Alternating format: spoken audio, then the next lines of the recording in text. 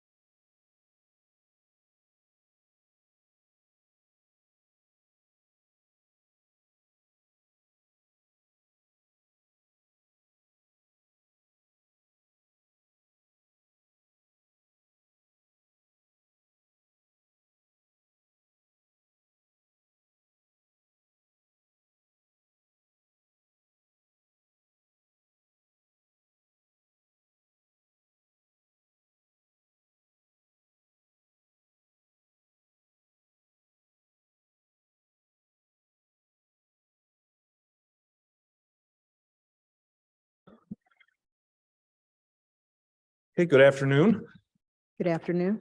and welcome everybody to the January 5th, 2023 meeting of the Election Board. Happy New Year. Happy New Year. All right, first item on the agenda is old business. Approval of minutes from the December 1st meeting.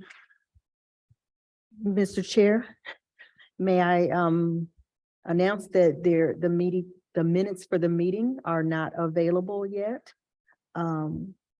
And so I would like to make a motion to table the minutes approvals until next month's meeting with your approval. I will second that. All right, we call a roll.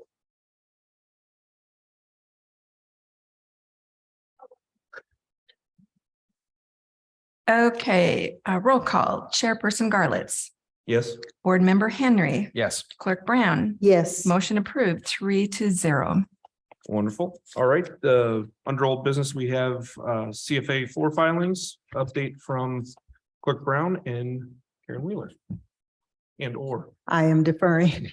Okay, so in your little packet that I gave you, you have 3 letters from the 3 different candidates, Ashley Pirani, Elizabeth Sensenstein, and Kate Wiltz.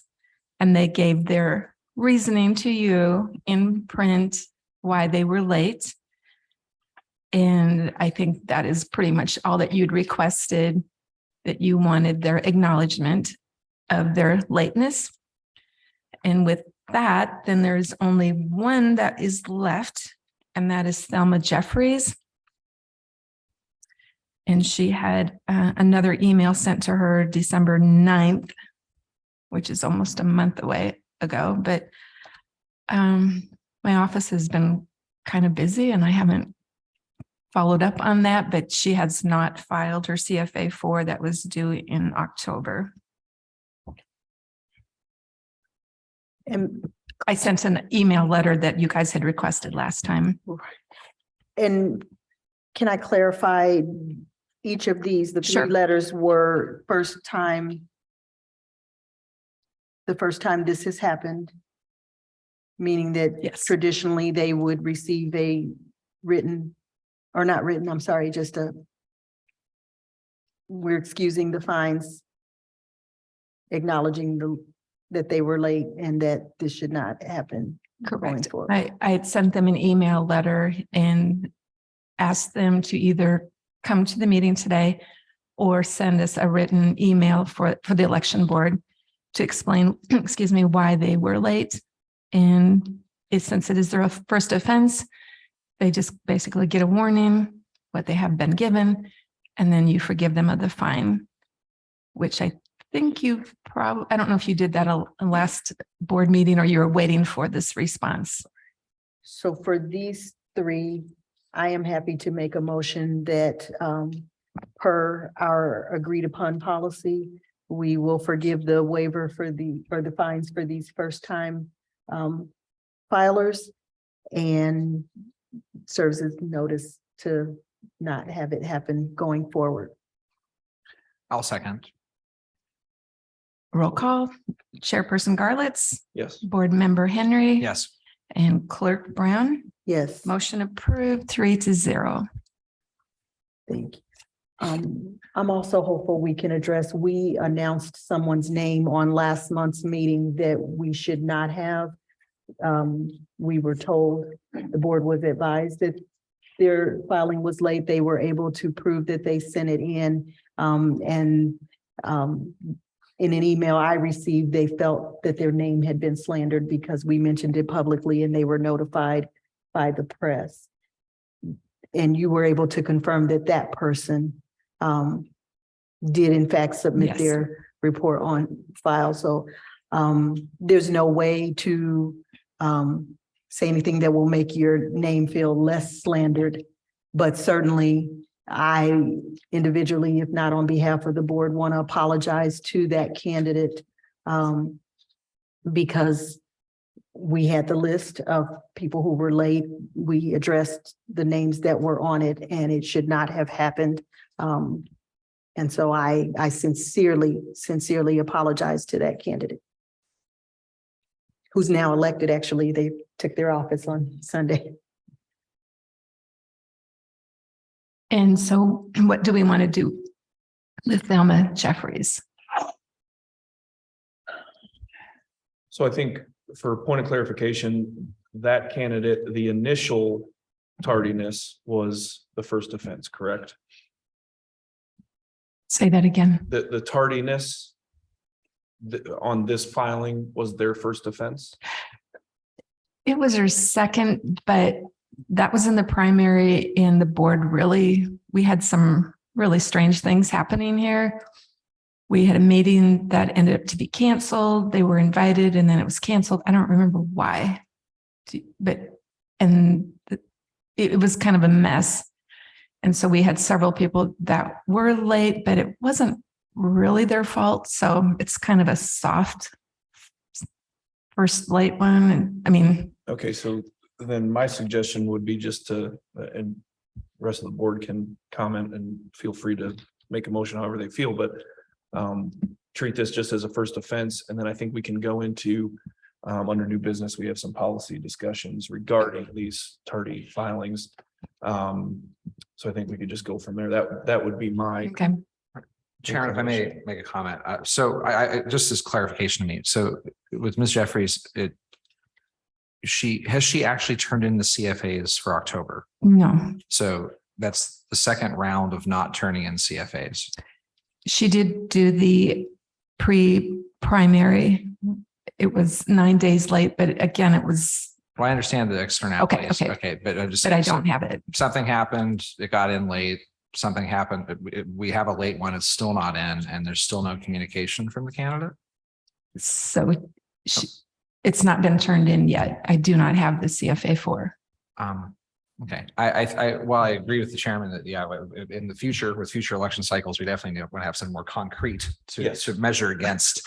And I think that makes sense moving forward for 23. For this one, I mean, if we don't have the CFA yet, and we're still awaiting a response from the candidate to your emails, I don't think we can take any action until the next meeting on this particular one. And we'd have to hopefully see the candidate come in and explain the circumstance by which they didn't file on time again. That would be my view. Thank you, Mr. Chairman. So I can try to get a hold of her again. I'm sure that's what you want. That would be my recommendation. Sure. And I have some suggestions along those lines during the new business section. So I'd be happy to entertain a motion on how to handle this one at this point, just so it's on the record. I would make a motion that we suspend action on this particular CFA until next meeting and hopefully hear from the candidate.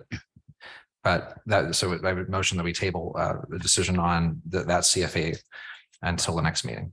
I will second the motion. Chairperson Garlitz. Yes. Board Member Henry. Yes. Clerk Brown. Yes. Motion approved 3-0. Okay, next item on the agenda is new business. And the first item under new business is updates from Karen and/or Nicole. Brown. Thank you. The update that I want to talk about, because we certainly missed you last month, is we had a very successful election conference in Indianapolis. I took the liberty of bringing back the PowerPoints and presentations copies for you both so that you could see what was discussed relative to the municipal elections for which candidate filing is now open and underway. Very informative, always very helpful, reminding you of things that you might have forgotten since the last municipal. So very, very good conference. Kind of came, of course, at the time where we had a very public recount. So half of my staff was at the conference and half were here for the recount. But so you missed a good conference, but hopefully that will serve as some helpful reference tips as we navigate our way through this upcoming election. And I would then defer to Ms. Karen for the results or reporting out, unless you wanted to do it, Mr. Henry, regarding the recount, the results of the recount. I would defer to Karen on the actual numbers that I'm sure she has in front of her. That if you have the precision, I'll take it from Karen. Thanks. Okay. So our last one was the Benton Township Board. And we had Judge Eric Allen from Greene County, and he oversaw that. And we had that done in our office pretty much. It would have been one day, but we ended up getting closed that day because of bad weather. The end result was that Jake Dodds still won. He had a lead of 4 and it was marked down to 3, but so he still won. Everything was held in place for in regards to that.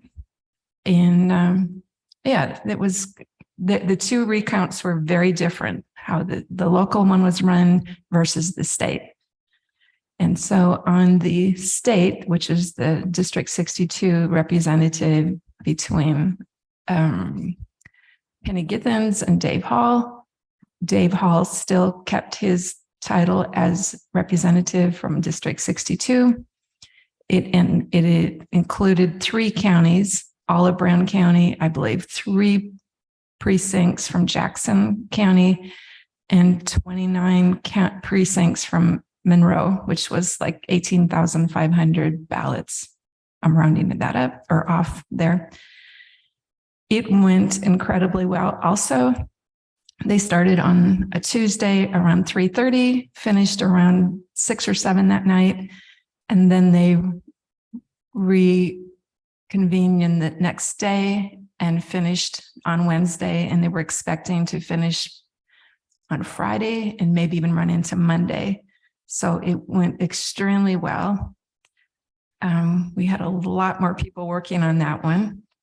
And the end result there too, I believe at the beginning, Penny was behind by 40 votes. And with the end, it was it 74 vote difference so Dave Hall won by 74 votes there. Of course, that didn't all come from Monroe County. And so it was between the 3 counties. But it was pretty fascinating to see how it's all done and the precision and all the things that go into it. It was worth watching. Hopefully we never have to do it again, but we learned a lot. Yeah, it was quite a thing. Can you think of any questions that you might want to ask? I do. Do you have a breakdown of the votes that were altered? Well, not altered, were readjusted, I guess is a better word. And where those were derived from, perhaps which county, and then what type of vote they were, early, election day, things like that. Do you have that, Tree? I did not bring that with me. I am so sorry. Brown County had the most difference. Okay. The local one we had for the grand total. The township board, we had the grand totals. It was a breakdown. Understood. And if you want that as election board member, I can get you that breakdown. I want to say with Monroe County, I thought there was 12 difference, but you really have to look at the report. It's not an easy report to read. I think she should come here.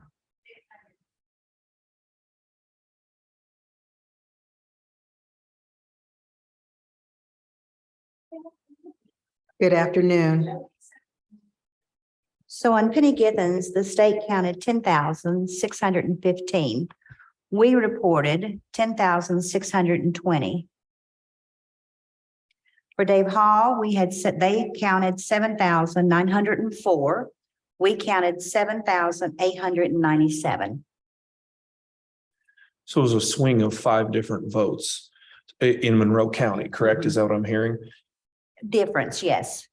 Well, that switched because it's the same number on both sides. Yes. So that would make up for a margin of 10 in the tallying, but either way, the reason I was asking is I was curious to see if these were all adjudicated ballots, manually adjudicated ballots, or ballots that were perhaps scanner errors.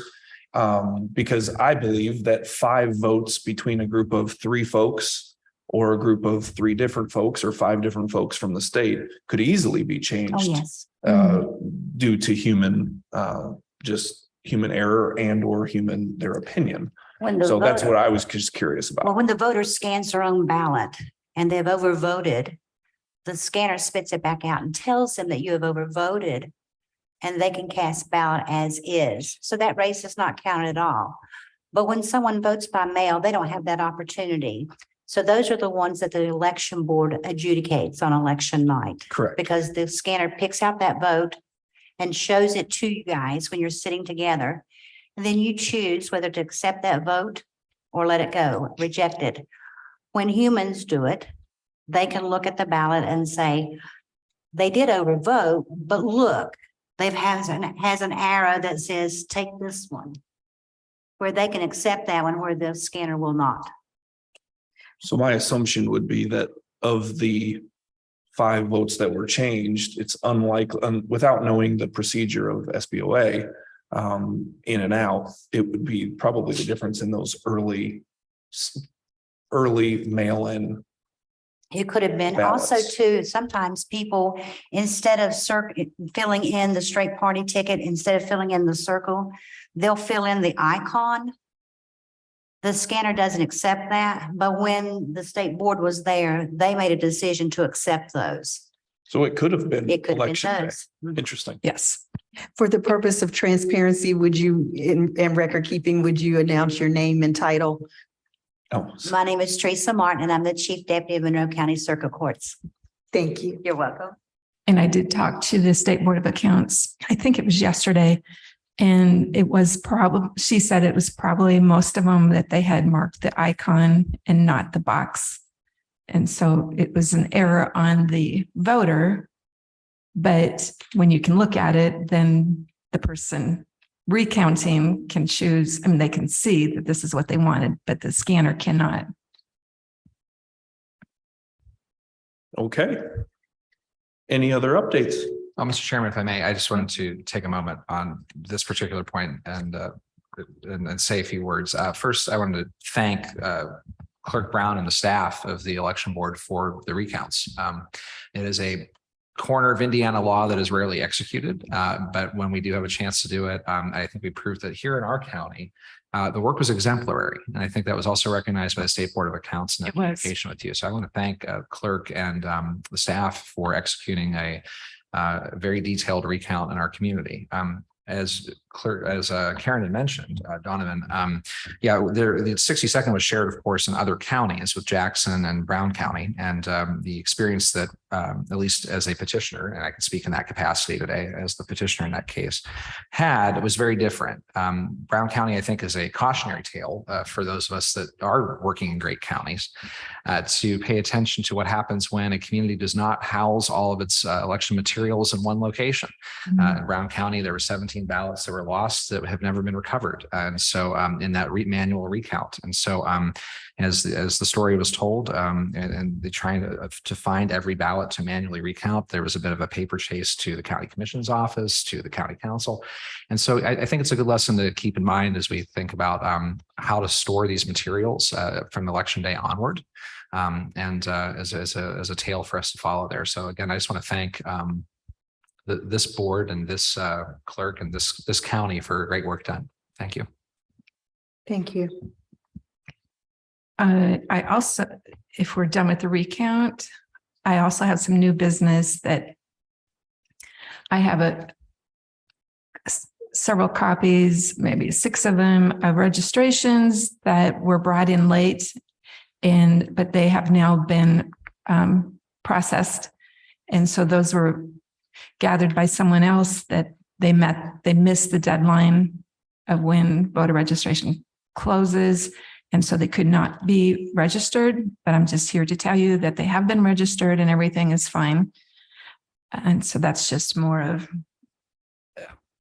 FYI. Also in your little packet, I have given you the primary election hours and dates. If you see fit to approve those, also for the general election, that helps a lot. And we do have a Good Friday that is not on there. So if you're looking at the date and there's a date missing, Good Friday is in April and we're not open as a county. And so we don't do voting on that day. And this helps with a lot of things, but the league, of course, appreciates being able to get that information out into the hands of the community. And then, of course, we can post that. So if you're willing to do that, you also, for an FYI, have the Monroe County Election Board chair schedule. Since we did switch this month, and now Donovan is being the chair, and our schedule is not exactly typical, so it's a little confusing, but you do have that in front of you. We don't want to just do it every other year, because that means either the Democrat or the Republican will always have the same elections, whether it's presidential, you don't want to get stuck with the presidential every time, or if you get the municipal, or the year that we have off there when there is no election. I also gave you the offices to be elected in 2023. And with that, I do have some discussion. I don't know who needs to decide or how it happens, but I do not know if Ellettsville or Steinsville will have an election this year. Usually they try to work it out, especially Steinsville. Right now I have one person who did file for the Ellettsville, one of the wards. If they don't have competition, sometimes then they don't have an election. I'm not for sure how that is handled. And that leads me to another thought, because we really do need to set the polling sites. But it's hard to set the polling sites if you don't know who's having an election. Did I give you a polling site Yes. possibilities? It's what I have so far. Because it is a municipal, it's very different. We only have the ones that are right now on this list. It would be the city precincts. I do not have Ellettsville or Steinsville on this. So I would advise probably not to sign this because we don't know. And then I also gave you the new current precincts for the Bloomington City Council districts, which have been redistricted. Is that the word, redistricted? I may have made that one up for 2023 and moving on from here. And there were some changes, and you can see them on that sheet also. Is there any way to know when typically smaller communities like Steinsville and Ellettsville would announce? I feel like in the past we've gotten correspondence indicating that there would not be an election, but I would think that by next month's board meeting, we would know that they would have let us know if they are holding elections. You would think. If I was supposed to do something, I've been pretty captivated with the recount, and I can't say I really have done much with it, but I'm not for sure if it's my job or not. It is not. I am not thinking that. I'm not asking for you to do so. I'm asking if there's any way to know from previous municipal years if how quickly we were notified of their intent. I would think it would be before next month's meeting. I agree. It seems, and there's differences with the town of Ellettsville and Steinsville, because one is I hope I have the right terminology, but one's a small town and then Ellettsville is a town, and they have different rules. I kind of think that the Steinsville should have already told us, but don't hold me to that. But they have different rules of how they govern and how their elections are held. I know with Steinsville, they would need to pay us to run their election. And I know they try to avoid that, and they haven't had an election in a long time. But I know there's one that's going to be up, and there could be more than that, but one for sure. Chairman, if I follow up. So the last day of filing is when for the cycle? So it started yesterday and it's a month long. So I believe it's February 4th, Right, and then our next meeting is the 5th of February 3rd. or the 3rd. So filing would still be open and then we would be meeting next. True. So we wouldn't really know if Ellisville would or would not hold an election until After the that. March meeting, really at the earliest of the board. So. So we have a little time, I think, with that. I Okay. guess is my point. That sounds good to me. I And guess, then- and therefore, we wouldn't really be able to decide polling locations till after we know for sure that no one's running in Ellisville. So really, this is probably a conversation that gets finalized in the March meeting, would be my understanding. And then And there's, I feel like March would be too late for a May primary. So is there a way to communicate perhaps with, I guess we're just gonna have to play that by ear and kind of communicate with Ellisville to monitor very closely if they will in fact have a contested election. But the timing of that would, I would hate to make a decision about that while there's still potential filings going on. yes, Yeah. it does kind of piggyback on each other though, because then you need to have, the one inspector resolution for the polling site. You have to have them combined. And who's going to have a sheriff, who's not. Those are resolutions that need to be done. Also, then there needs to be the questionnaires that are sent out to the polling sites. We try to get them back sometime in March. But I can't send them out if I don't know who's getting them. It's kind of a fun time of trying to get everything done. It seems like it's a long ways away. We don't have the election until May, but there's so many things that do have to get done ahead of time. So perhaps we could wait till February and then maybe we need to have another meeting in between, maybe 2 weeks after that to finalize those things. So the resolution's going to get signed and the questionnaires sent out to the polling sites. It's a thought. Yeah, I'd agree with that. If there's a motion to basically table that, the setting of polling locations until our next meeting, I'm happy to make the motion to table that discussion. I will second the motion. All right, roll call. Chairperson Garlitz, Yes. Board Member Henry, Yes, Clerk Brown. Yes. Motion approved 3-0. I have one more thing. I think that's all. Seems like there was a lot of stuff. I think this is just another FYI. I got an ordinance from Ellisville Town annexing some property. In particular, it's 6400 North Matthews Drive. And then it says West McNeely Street and 6600 West McNeely Street. Basically, I've talked to the surveyor's office in Ellisville Town, and this looks like it's all about the Cook factory. They are voluntarily wanting to be annexed into the city or to the town, sorry. And so some of it, I do change things in SVRS for that to make sure that their property is in the town so they can vote in there, but no one in here is going to be voting, although that's not how we look at it. We always, whatever property is, we try to get that correctly into SVRS. The hard part on this one is that the West McNeely Street does not have any house number. And I think it's just the way it is. It's not the street, but it's the property. I think there's 2 pieces of property that's, I don't know, 35 acres or something that Cook owns. And so I'm doing my best to get that done.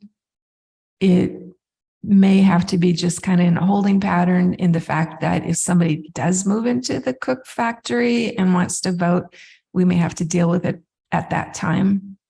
I'm not for sure how to deal with it. I did some of it, but some of it is without a house number. SVRS doesn't work that way. Everybody has a full address. Well, I would say I don't think we need to worry about that because it's a zoning issue. You probably cannot Yes. live in the Cook factory. Yes. That said, I think that at this point, this isn't requiring any board action, right? You're just an FYI. I would agree. Okay. But I wanted you to at least understand why Absolutely. it wasn't moved forward. One of the addresses I was able to correct or not to make it to be the city. Town, I always want to say city. It is town. My apologies. All right. So I am fine with that. Okay. Any other updates? I don't have any. All right. Moving on, the board needs to discuss policy for the CFA 4 filings, and we need to really get something concrete so that we can move forward for candidates so that they know what the repercussions may or may not be for late and or lack of filing. And I'm happy to open it up for discussion from any of the board members, but I would just like to say and kind of reiterate what I've said in the past is that I think it is important to hold candidates that are filing and potentially going to be holding public office to a standard that would not let them have 37 warnings. I'm perhaps overcritical of that, but I will stand my ground on that. So that is my opinion. I also think that we need to be concrete in our decision, which I think will be easy to do just by outlining what we decide. But I'm happy to hear any ideas on how we want to handle this. And the last thing I will say is while I respect and think it is lovely that our election office and voter reg office reminds people and calls them and emails them and writes them letters. That certainly is above and beyond the office, not just of Karen as an individual, but of anyone in the state. This office, I have done a bit of research. So I think that we perhaps either need to squash that or decide what we're going to do. And I believe that's more your prerogative as clerk to direct your office. But I think that I don't want to set a precedent that we have to do that every single time, because if in a busy season, if someone does forget, then I don't want a candidate to have the ability to come back and say, well, I didn't get a letter, but these other folks did. So that's my only stipulation there, is that I don't like that. If it's not in the law that we have to remind them, I just don't want any situation to come up where one is and one isn't by accident. That's my only I concern. understand. If I may, for the edification of election board member Henry, and the fact that I've had several incarnations of the election board with the changes that are in and out, we do have a policy in place. And it was based upon when I first came onto the election board, the election board member for that party would reach out to the candidate or to the party chair and let them know that the filing was late and ask them to work with that candidate. That did not work out well. Then in an effort to be generous, because first-time candidates, of course, may or may not, even though we send out a packet that has the dates and the deadlines, they may or may not recognize that there is a penalty to not filing your CFA 4 online. And I believe in another incarnation of the election board, we wanted to give a little bit of grace. So that's where the first time you get a warning and a forgiveness of the fine, because we could start charging from 1201. And then the second warning, forgiveness and a little stronger warning. And then the third time, a partial, we could charge X amount, but we set one that was maybe a quarter of, if you could charge $1,000, then we charge $250 instead, trying to offer grace. We don't want to discourage candidates from running. And so we got to a place where we had the policy first time, second time, third time, but this past filing season feels as though the election board was not taken seriously and or not appreciative of the courtesies of notification. So what I believe, if memory serves, we discussed in the December meeting was looking at what Marion County does. I believe they have a little bit stricter policy. They don't really give a lot of grace. And I believe we asked for information about that so that we could discuss how they do it and if we wanted to make any changes to the very generous policy Monroe County has. Does that make sense? Absolutely. Karen, do you have that policy? Our current policy that you could read out? I think Mr. Henry would like to say something too, but Well, that was my question. Yeah. okay.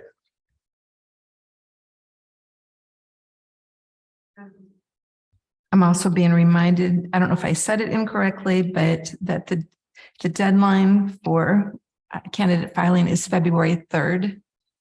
Is that what I said? No, I said 4th. So it's the 3rd. and when's our Because meeting? it is like 30 days. It's Friday, the 3rd, so it's our- And our next convening is on the 2nd or the 9th. Second, Okay, so we would be meeting before the closing of, yeah, okay. so everything's. Yes, the 3rd is Friday, the 2nd is Thursday. My apologies if I said it incorrectly. So you want the policy for deadlines. I'll just keep silent.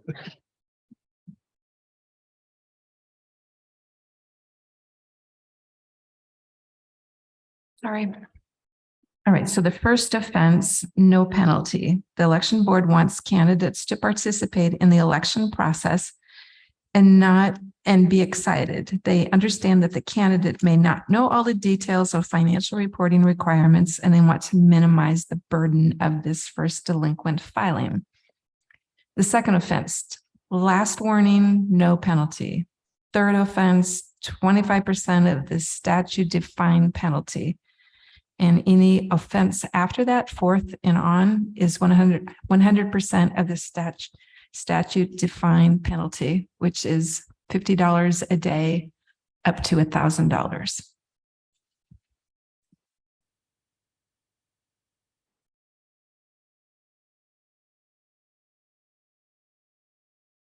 Chairman, I have some questions if I may. Absolutely. So is that policy presented to the candidates when they file their paperwork as part of the folder, the candidate folder that your office provides? Good question. And I guess while we're looking into that, is that policy posted in a public space like the county's file system that a candidate or the public can easily find it? I don't think it is. We certainly can. Well, so I guess my comments would just flow from this. I agree with the chairman that we do need to have something concrete to point to. It eases the decision-making of all of us on how these incidents occur. It also is clear to the candidates filing in our county what their expectations are to meet the mail and filing correctly and following the rule of law on their filings. So I'm in concurrence that we need something concrete to point to. I would like to see whatever we do should be written, posted, and citable so that it's easily discoverable by either both political parties or their candidates as to what the procedure is. And so having it read into the record is a good first step, but having it very findable, I think, is an important second step. In terms of the grace or fail safes, I mean, we clearly need to make sure the policy, if it's amended, has those, especially in the circumstance we just talked about, where a candidate was contacted that they had maybe not filed on time. It was clear that they did file on time, but we need to make sure we provide a backstop for those instances where there's a mistake made by staff, and that should be included in that policy. But I will also say too, I do think it's incumbent on our parties to educate their candidates as well. So I agree with the clerk on that, it is part and parcel of running for office. So I guess where I would leave it is if it sounds like we need to see or work through a draft to update that document and then make that document voted on and publicly available so people can cite it. that would be my take on that. I guess my point of information question would be, how does that happen? Is that a document that's drafted by staff that we would vote on? Or are we going into a work session to draft a document? How does that work typically? We do give them a folder, a Okay. green folder that gives them all the information. It gives them deadlines and informs information about their signs and such. But that is not in there, which we could easily add. That would not be a hard thing. So we can do that if that's what you want. So what I would suggest is, to your point, we do need to have some sort of document to vote on, and I don't think we can do that today. I think we should have a discussion, an open discussion about what that policy might look like. And then perhaps we can delegate one of either the three members or someone on staff to draft that policy. Obviously, using the previous one as a template in terms of clarity, for citations of law and all that good stuff. And we can just go from there and perhaps vote on it the next meeting. So do we have any suggestions for changes, or interested in leaving it alone? What might we discuss? Well, at minimum, I think I need to see a copy of the current to stare at and draw amendments on. So without that in front of me, that's kind of hard to do today. But I think that at minimum, sharing the as is to review, and then I would suggest at the next meeting, if we have that policy and amendments that we want to propose to it, that might be the appropriate time to do it. Perfect. And then we can perhaps vote on the fly, make those changes to the current one on the fly, vote on that. And then instead of having a draft document, having a living draft in the meeting, and then we can just go from there. Is that fair? Sure. So Can you just I'm provide pretty us the sure- current and via email, or if you have a hard copy of it by the end of the meeting, so that to we can you review or yeah, to us three. To the board. I believe Sherry sent that to the board a couple months ago. But, She did. But obviously David was not a part of that. Right. So I can send this out to you guys. Perfect. So I guess then we would expect to see that on the agenda for the next meeting, and then we can add amendments and craft the policy in a public space. And so at this point, you don't want anything added to their folder because we don't know if it's going Well, to we be, will, but we don't. but not right now. Correct. I would actually raise a point on that. So since we are in an election cycle, we have now begun one, people have already filed, and that document has not been included in those packets. It would stand to reason we would expect to be back in this place during filings in 23, because we have not initiated the new policy. So I would just keep that in mind as we cycle through this, to say that even if we voted on it and made it effective a certain date, we already are in an election cycle, and we may find ourselves here again. But we have a standing order, it seems, that we can at least cite. But Right. I would not expect this to be fully implemented until the next cycle, I guess is my point, because we're already in one.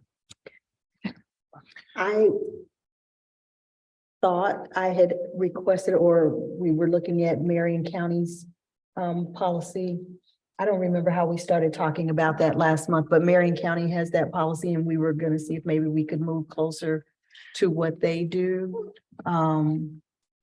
I reviewed it. Is that how it came up? I believe so. Okay. I believe we just all kind of discussed that we were going to review it individually and see where we wanted to Do take you this still discussion. have it? Would you share didn't. that with the board? I didn't print it off. Okay. So I don't have it, but it certainly, in terms of the policy is quite simple. I mean, we just have these X, Y, and Z of what the consequences are for not, it's really, you either turn it in or you don't, and what is the repercussion for not. And so they just, essentially, they move up all of their numbers, in their order of operations, right? They fine upon the first instance, and then it somehow increases or drastically changes from there. And I guess for me, there has to be I don't know where the line is. I guess it's where we draw it. But there has to be something, nobody wants to feel like they're walking away, they're put in handcuffs for not turning their CFA 4 in, but you also don't want your kindness mistaken for weakness when we have been so generous to notify all the candidates before it's due. have the deadlines included in the packet. The candidate packet is technically a courtesy because it's up to the candidate to find out what they need to do to file. So I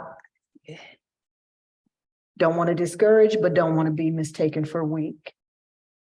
And the whole reason my predecessor arranged for these meetings to come here is so that they would be taken seriously. And candidates would know that it was a very serious thing to not turn the required filings in. And so getting back to the seriousness without discouragement, I guess, is the line that I'd like to draw. And I think for, just to take it into consideration, the idea that I have in my head is just essentially to eliminate number 2, right? There's no second get out of jail free card. But I think it is something for all of us to consider if it is not currently posted and not handed out to candidates and will be in the future. I think that would be essentially number 1. Here is outside of going out and knowing the statutes on your own as a candidate. So I think that could even serve as number 1. So I think we do need to just take it under advisement and consideration for the next meeting. We will all 3 review the current policy again, and just make changes or suggestions to it on the fly in the next public meeting. Is that fair? Yes, I concur. Okay. In this here, they do say it's guidelines and not policy. Just, I don't know how strong you want to be on that, but I do want to add that we in the office kind of looked for other policies in other bigger counties. And we found one at St. Joe's, and we were like pretty impressed. Man, they had them down. If they did this, and they actually went through the people, their names, and they find them and da da da da da. And I went, man, they're on task. And then the very end, they said, and now we'll just let them all go. And they erased them all. So none of them had to pay anything, but it sounded like they were going to be really tough on everybody. And then, but I don't know if that was just their one meeting. Right. But so we're not the only ones that are probably kind of soft on some of these things, but. Well, it will take a lot of burden off of the election board up here making decisions Yes. about the filings, because we will have something concrete. So let's move in that direction if you guys are okay. So I don't know that we even need to table anything because it's just a discussion. And if everyone's okay, if we don't have any other discussion on that, I can move on. There is another candidate filing coming up, correct? The annual filing. Yes, I believe it's January 18, it's due. And we are getting some of them in, and it'll be their final for 2022. It's always a little confusing when you're just hearing that we're in 23, but it takes you to the end of the year of December of 2022. And I think I missed one thing on new business. I do have the IEC 22 that I need signatures from you all. And it's the county certification of voting system and electronic poll book inventory. This happens every year. So I have all of our e-poll books listed, serial numbers, all the things they need. You just need to sign it. And then I fax that to VSTOP that keeps track of all of this. It's just another important thing that needs to be done, but I can have you sign that after the meeting. Perfect. And I believe you've taken care of the registrations being held already. You discussed that. Yes. Okay. All right. Moving on. The next item on the agenda is Monroe County Democratic CFAs. And I think I'm deferring to Mr. Henry on that. Actually, this isn't my agenda item, so Who am I? I believe you got something. Did we get an email from you? Yes. So I will defer to Karen. You're waiting for me? What am I supposed to be doing? it's regarding the Monroe County Democratic Party CFA question. Okay, so there was some questions about whether or not that the Democrats filed on time. And I did not have them in my file. But since then, I have found out that they filed with the state and I just didn't get a copy of it. I did not get a complimentary copy, which is not required. They don't have to do that. So we have no issue. So we're fine. There's no filing issue. Yeah, and to clarify, so the Monroe County Democratic Party, and of course, I'm speaking in a different hat here, is a state political action committee under Indiana code. And so since 2021, we have filed our paperwork at the Indiana Election Division. And as that is where our CFAs are filed. And so as Karen had mentioned in the past, there have been opportunities to file courtesy copies locally, but that is a courtesy. But our party files up north as we function as a state PAC. So those documents are available through the Secretary of State's office. But I don't believe that was the only question that you had. You also had a question regarding 2019 CFAs. Is that correct? Yes. So there was also, it's like, I have all this paperwork and I know I have it in here. But right now I can't find it. The numbers didn't exactly match when they had their ending to when they started on the next CFA 4. Again, when we didn't even get, they were the ones that we did get, and they were from 2019. Is that right, David? I believe that's what you provided the board. But when we receive them in our office, we do not do any math or checking on anybody's. We just accept them when they bring them in. So that was not exactly correct at that time. But even when I find it, I can't bring that up to anybody. It's not my job. So somebody else would have to see it, that it's been posted, and then they would have to complain about it. In the meantime, it looks like everything caught up and it looks fine, but it's not in my realm there of trying to decipher if it's correct or not. Does that make sense? It does, I think. I just have a question, Karen. So you'd said it was brought to, who had initiated the questions about the CFAs going back to 2019? Where did the request come from? Where did it come from? Yes. I would say it came from Taylor. So the Republican Party chair Republicans. had questions about CFAs going back to 2019. Yes. I would just add for the record that, and I know legal counsel is not here today, but our understanding under Indiana code is that the statute of limitations on amending a CFA is 2 years. And so in talking about items from 2019 and 2020, if I presume the question was about defects in those filings, we're well past any statute of limitations. And that makes sense, because if a campaign ran in 2019 and those folks moved away and retired to California, to go back and ask them to refile 4 or 5 years later doesn't quite make a lot of sense. So thank you for clarifying where the question came from. But from my seat, sounds like it's moot unless there's any other action that would need to be taken on those forms locally. I would agree to that, since it has been filed with the state. I think that was the biggest thing. And since that is all okay, I think it was just confusing, since I always get a copy and then I didn't get a copy.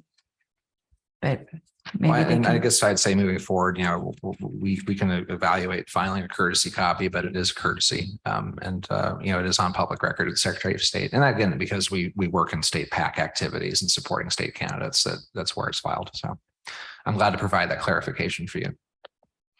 so Easy enough. I would think if the Republicans or anyone else wanted to say something, they would have to bring it up to the board. I feel like I'm kind of a go-between, but I'm not representing the Republicans or the Democrats, so. It may be serviceable to have counsel here if this comes up again. But my understanding, and again, I'm not an attorney, is that the process would be that the board would have to find a defect in a filing that would then have to go out to the committee for either correction or the discussion about whether or not it's within the statute of limitations.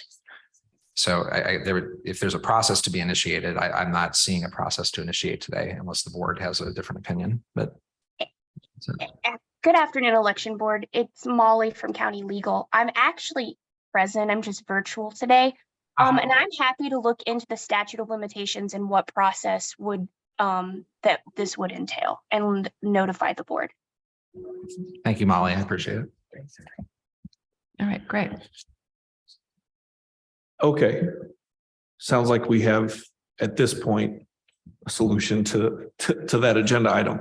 I do want, in the first draft of the agenda, I thought this was on there. But correct me if I'm wrong. I believe that first meeting of the year of the election board, we do need to vote on the consolidation of polling places. And I thought that was on here, but on some draft, but maybe I was just reading something different. Am I wrong? I just want to clarify that. And if we do need to make an amendment to the agenda to do that, I would entertain that as well. Well, if we don't know the polling sites, then it's hard to make that resolution. But isn't that resolution just allowing us to consolidate? And it's an annual resolution. And Molly, if you want to chime in on that, please do. But I believe that's what it is. I just don't want to miss anything. That's, I thought it was on a draft agenda. I was thinking that resolution had to list the precincts. Wonderful. I've been working on all these on my desk, but Molly, can you give an answer to that one? I'm looking up the statute. Okay. Okay, while she's doing that, we can move on to the next item, which is public comments. I'll give the online forum a second to raise their hand and or chat something in. And then is there anyone in the audience that wishes to make a public comment? If so, please come to the podium, state your name, and you will be recognized. Okay. I'm Ralph Shaw from the League of Women Voters. I just wanted to make sure, did I understand that you approved the calendar that was in the packet that you had? I didn't, or is that just still a suggestion? Are you referring to the voting days and hours for the primary and the general? That's right, yes.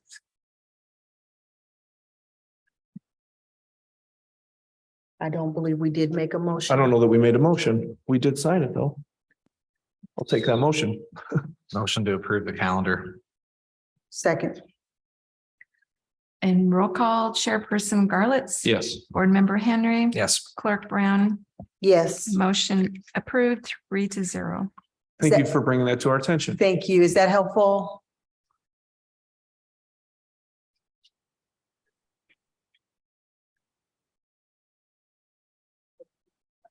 Okay. And I don't see anything else on the chat. So with that. I do have a resolution here, and it's Monroe County Election Board Order Consolidation of Polling Places for Adjoining Precincts. So I have it here if you want to sign it, if we don't need to have the actual poll sites and precincts combined. Which I think we need to wait just a second for legal Right. counsel to come back with an answer on that. So I But have, I do know it needs to be done if we are going to go that direction. And my only question is, does it need to be done on the first meeting of the year? I don't know that. I am not aware that it has to be done on the first meeting of the year. I believe it expires at the end of the year. So it may not matter at this point Correct. because we're not holding an election tomorrow. So And I concur with Ms. Brown. The statute that I'm reading right now doesn't prescribe when the polls have to be consolidated. It just has an expiration date. okay, so I have that. I have the expiration date of December 31st, 2023. Do we need to have the poll sites or just that they can sign that? Well, it does on here. It says see attachment, and that is going to be the poll sites that are being Correct. consolidated. I think you attached the poll sites to the resolution. okay, so then that's a moot point as well. Okay. Any other comments? Next county election board meeting is February 2nd, 2023 at 1 p.m. Is there a motion to adjourn? I will make a motion to adjourn. My second. Roll call, Chairperson Garlitz. Yes. Board Member Henry. Yes. Clerk Brown, Yes. motion approved 3-0. Thank you.